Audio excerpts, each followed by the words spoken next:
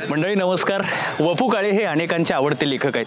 वपू काळे म्हटलं की पार्टनर आणि पार्टनर म्हटलं की वपू काळे असं समीकरण माणसांच्या समोर उभं राहतं.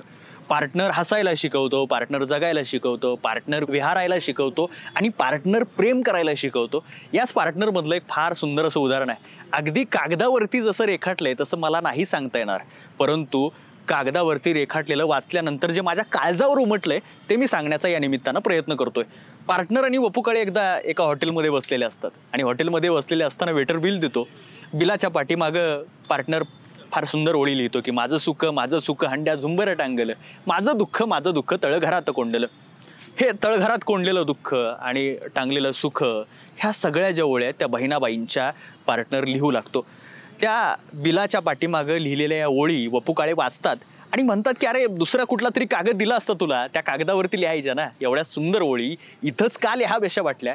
त्यावेळी पार्टनर म्हणतो जगातला सगळ्यात सुंदर कागद जर कोणता असेल ना तर तो कागद म्हणजे हा कागद आहे. या कागदाच्या एका बाजूला व्यवहार आहे आणि दुसऱ्या बाजूला सुख दुःख जगणं मरणं आणि मरण्यानंतरचं उरणं आहे. ज्यांना या आयुष्याच्या दोन बाजू कळतात ना त्यांना सगळं जीवन कळतं. अर्थात शेवटी जीवन समजवून सांगणारा सुद्धा वपू काळेंचा हा पार्टनरच. धन्यवाद.